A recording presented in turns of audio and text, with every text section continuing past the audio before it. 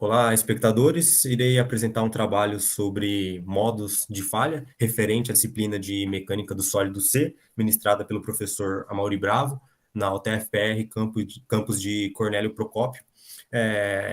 Nesse trabalho, a gente vai iniciar colocando uma introdução sobre o conceito de falha aplicado à mecânica da fratura e a relevância do estudo desses tópicos dentro da engenharia mecânica.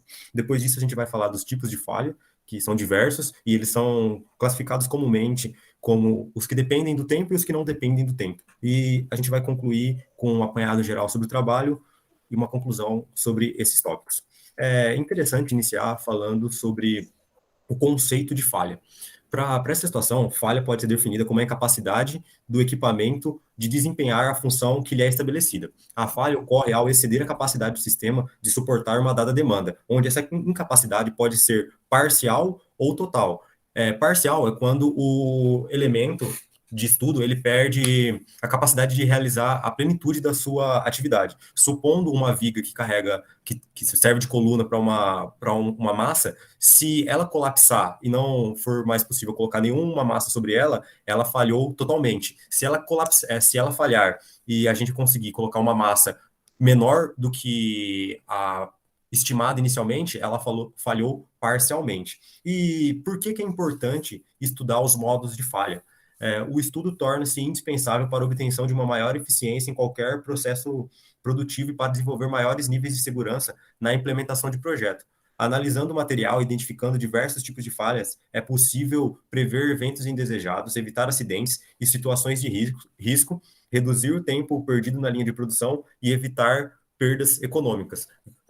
Os dois fatores principais é a preservação da vida e para que não ocorra nenhum acidente com danos às pessoas que estão ao redor dos componentes especificados e calculados, e as perdas econômicas decorrentes de uma falha que vai interromper a cadeia produtiva. Esse é a principal função da gente entender os critérios de falha, né? Agora entrando nos tipos de falha, uma das mais comuns é a falha dúctil, que é caracterizada como uma falha independente do tempo. E a falha dúctil, como o nome intuitivamente sugere, é um fenômeno presente nos materiais com característica dúctil, que se deformam plasticamente em decorrência de um carregamento.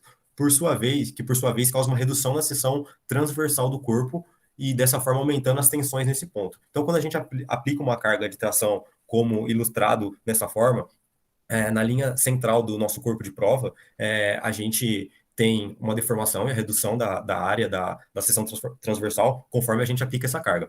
Essa mudança na seção transversal, nos materiais dúcteis com uma pureza maior e mais homogênea, ela faz com que o material se deforme de forma contínua até que ele se rompa apenas pela restrição da área. Então, a gente, olhando para essa seção, para o material dúctil, ele vai diminuindo a seção transversal até que ele simplesmente se rompa.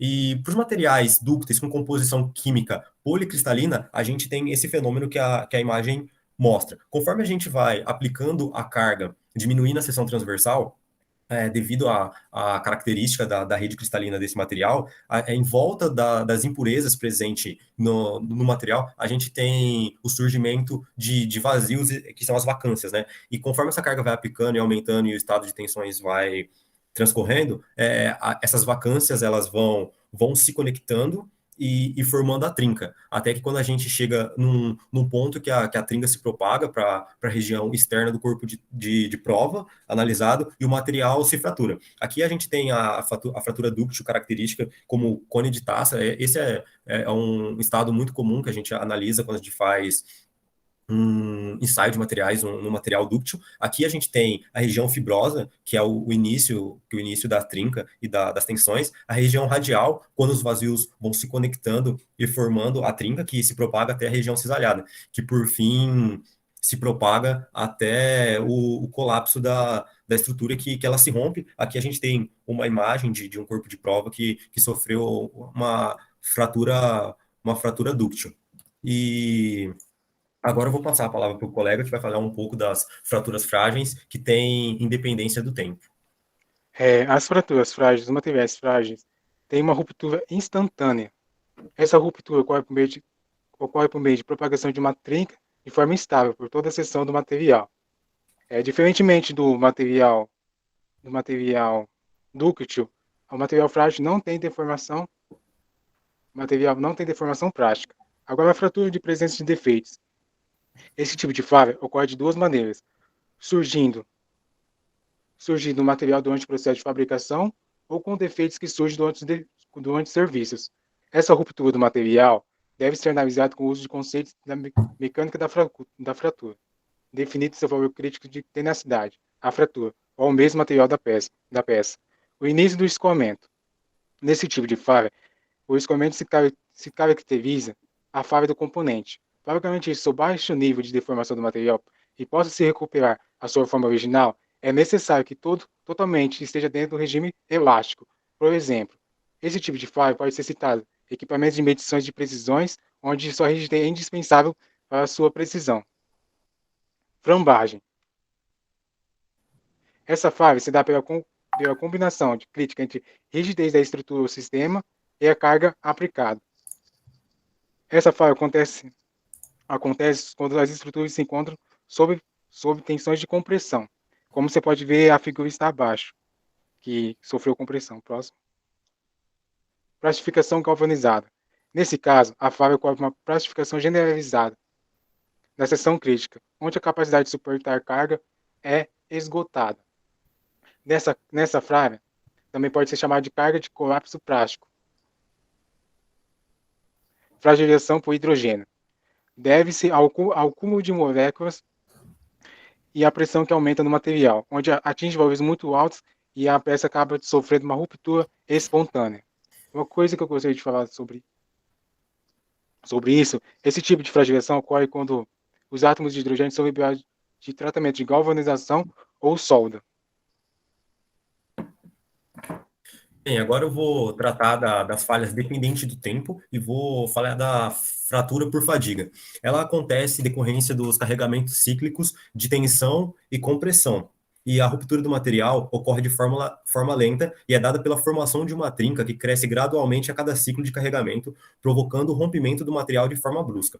A fadiga ocorre devido a pressões de tensão que variam com o tempo. Como a gente pode ver aqui na imagem, a gente tem uma tensão trativa máxima, uma tensão compressiva mínima, que ela, variando com o tempo, a gente tem a caracterização de um ciclo. Esse tipo de falha é problemático, pois ocorre abaixo do limite de resistência mecânica do material, que comumente é um dos principais critérios de projeto. Dessa forma, se um componente está sujeito a carregamentos cíclicos de tração e compressão, deve receber uma abordagem específica à fadiga quanto ao critério de falha, visto que a falha por fadiga pode ocorrer de forma crítica. E segundo Shigley, que é um pesquisador de mecânica da fratura que estudou esse fenômeno, existem 3 estágios na falha por fadiga. O início da trinca, que tem uma pequena duração, caso o material apresente um concentrador de tensão. Isso é um ponto muito relevante dentro da engenharia mecânica, porque a gente sabe que mudanças abruptas de área são fatores concentradores de tensões muito comuns nas aplicações de engenharia. Mais para frente, no exemplo de falha por fadiga, a gente vai retomar essa temática. E a propagação da trinca, que é a segunda zona, que ela tem o maior tempo de vida da peça. A maior parte do mecanismo de fadiga acontece nesse estágio.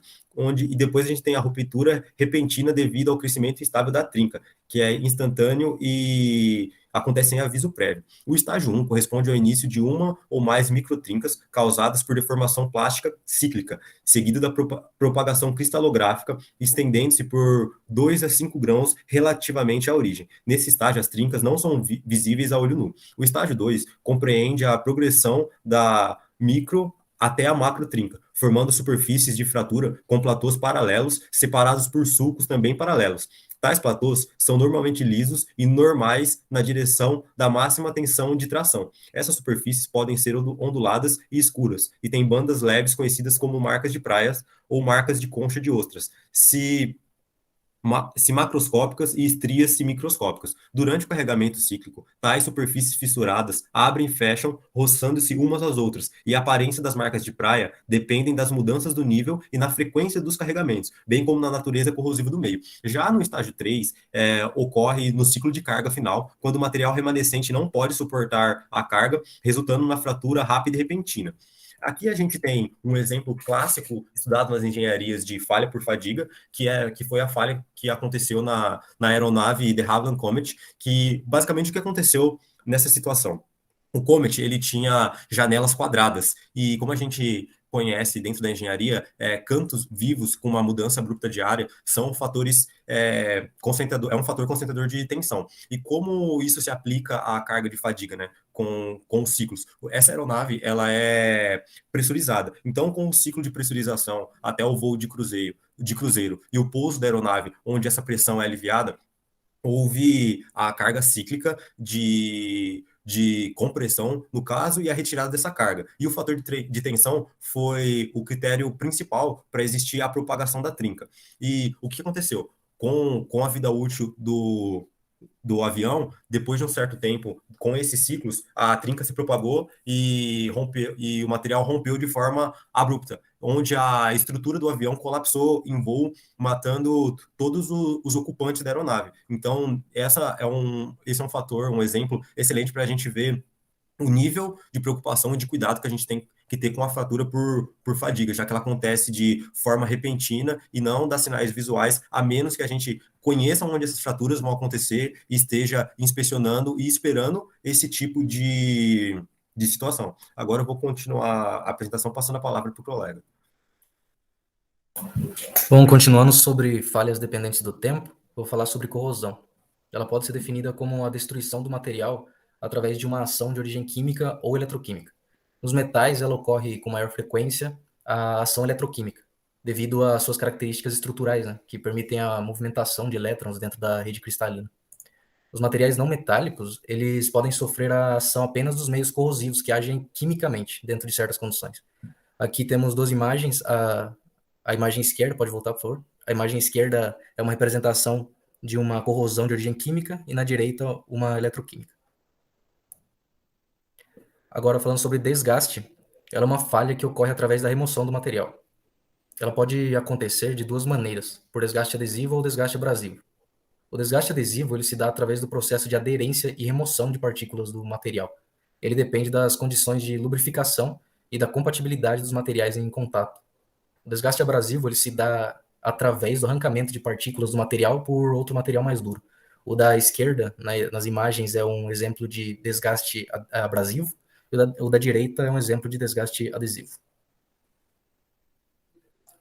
Agora, a fluência ela é uma falha que ocorre em materiais que operam a temperaturas iguais ou superiores à temperatura de fusão absoluta do material. Nessas temperaturas, mesmo que o carregamento for mantido constante, ocorrem deformações irreversíveis que crescem de forma constante. A velocidade com que ocorre a deformação ela vai depender da temperatura e do nível de tensão aplicado. Aqui temos dois exemplos de falha por fluência. Assim, a gente termina os exemplos de tipos de falha que a gente tem para apresentar no trabalho, e concluindo aqui, como foi observado no desenvolvimento do trabalho, e através de cada modo de falha apresentado, o estudo e o aprendizado a respeito de cada tipo de falha é uma das partes mais importantes de um projeto, trazendo com eles inúmeros benefícios. Existem diversos fatores que levam ao acontecimento de imprevistos e problemas, né? Ao identificar esses fatores, é possível prever e, assim, evitar ao máximo que ocorram estas e outras falhas. Aqui temos os integrantes do grupo, composto por mim, Bruno, o Giovanni e o João Paulo. E aqui está a nossa bibliografia. Obrigado pela atenção.